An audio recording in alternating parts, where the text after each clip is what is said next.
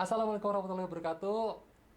Di video kali ini saya akan sharing atau berbagi tentang idea. Jadi, gimana sih cara yang biasa dilakukan oleh teman-teman di agensi dalam menggali ide pada campaign yang akan mereka bikin.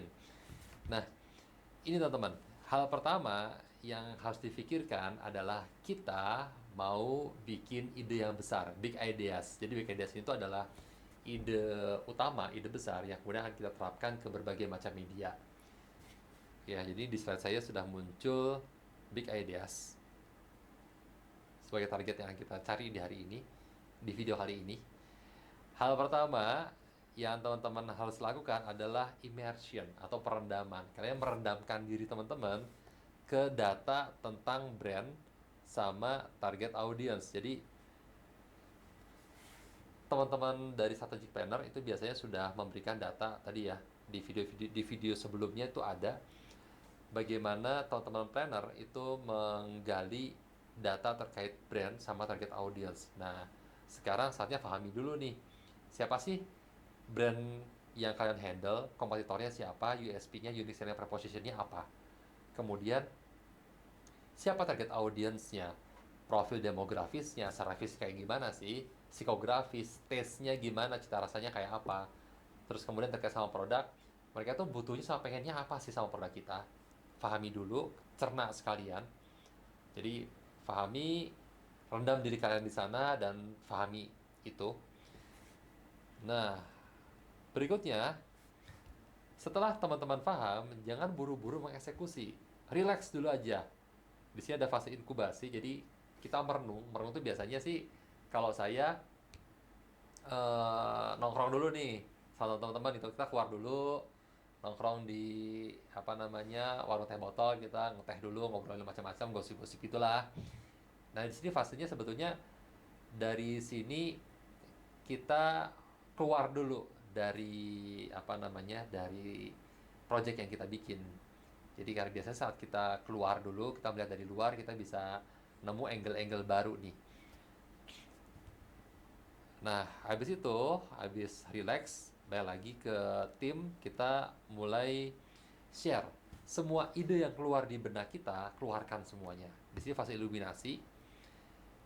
Ini ya, jadi di fase iluminasi ini biasanya saya akan melontarkan ide. Nanti dari teman-teman yang lain mereka akan reality testing. Mereka akan coba ditarik relevansinya nih sama brandnya, relevansi sama target audiensnya, terus dicek juga sama kompetitor udah pernah bikin belum bikin pakai pendekatan ini. Jadi fase iluminasi ini biasa disebut brainstorming. Di sini yang diperlukan adalah referensi sama empati.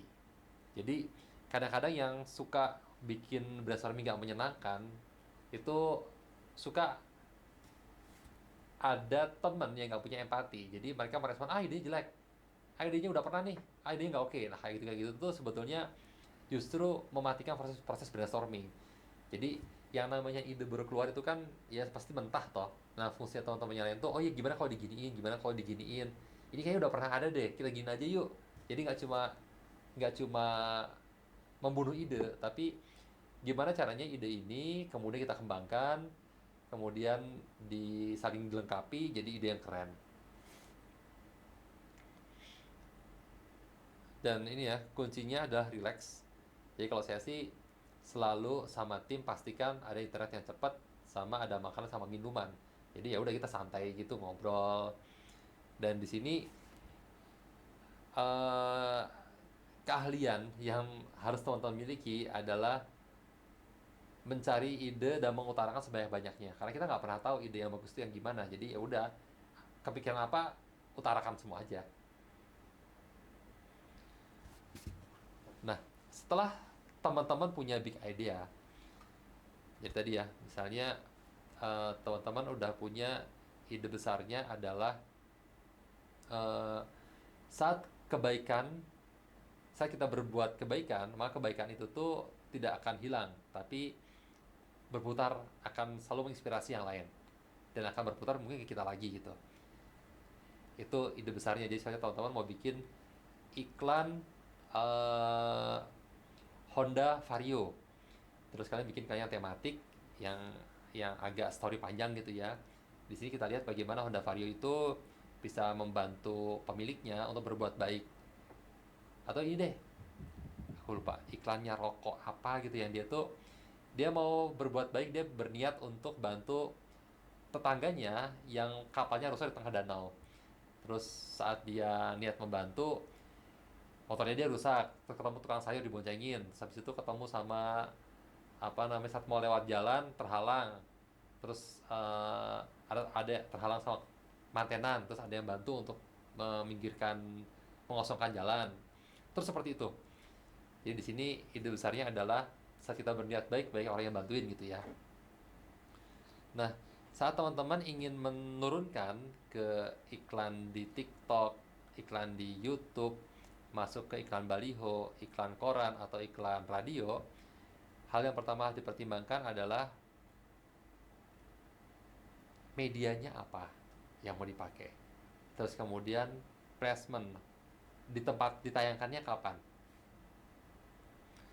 Terus pesannya apa, kemudian art atau copy. Jadi di sini visualnya mau pakai apa nih, dan naskahnya kayak gimana. Berikutnya, di sisi target audience kita harus pahami dulu nih, tren di kalangan mereka apa. Ya tadi kalau mau menyasar pelajar SMP, terus tren di kalangan mereka apa sih.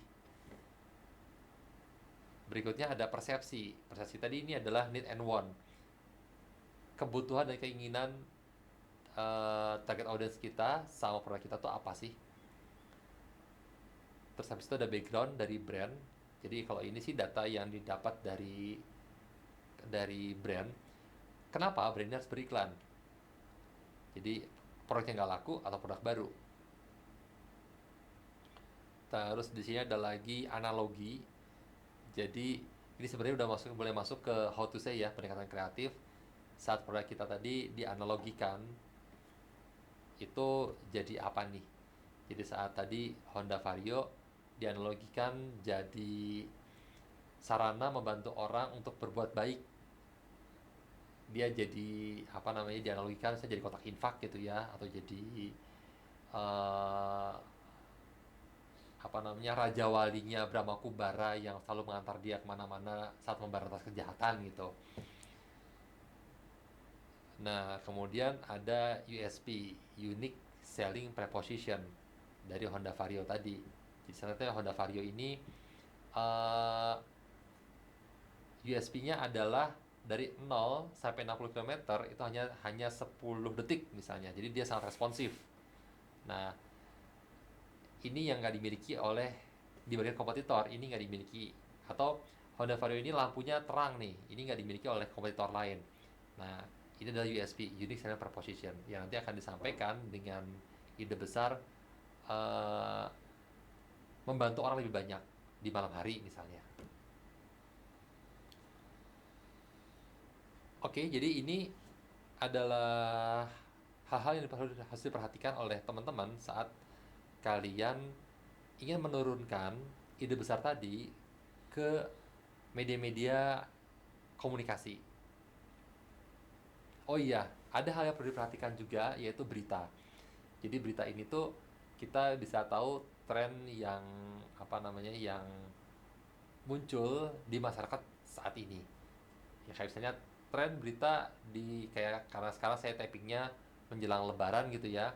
Dan lebaran tahun ini kan mudiknya udah mulai legal. Nah, berita-berita tentang apa namanya, angkutan gratis, terus kemudian titik-titik kemacetan, itu bisa jadi ide buat teman-teman respon nih dalam membuat campaign.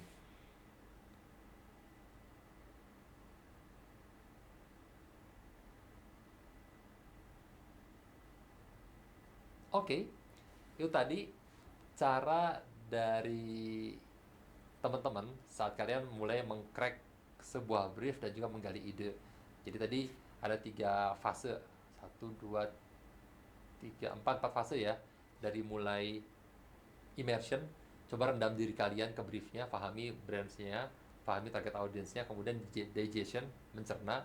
Setelah itu ada relaxing. Jadi apa namanya, kita relax dulu, kita endapkan dulu di benak kita sambil melakukan hal-hal yang menyenangkan. Terus kemudian baru illumination itu kita mulai brainstorming, kita mulai sharing ide-ide yang muncul di benak kita apa aja, dan kuncinya pada saat brainstorming pastikan ide yang muncul nggak mati. Jadi tunas-tunas ide itu silakan dengan empati dikembangkan, di apa namanya, dimodifikasi jadi ide yang keren. Karena otak sendiri sama otak bertiga berempat itu lebih bagus, karena jadinya iklannya jadi, idenya jadi lebih keren. Sekian video kali ini, sampai jumpa di video berikutnya. Wassalamualaikum warahmatullahi wabarakatuh.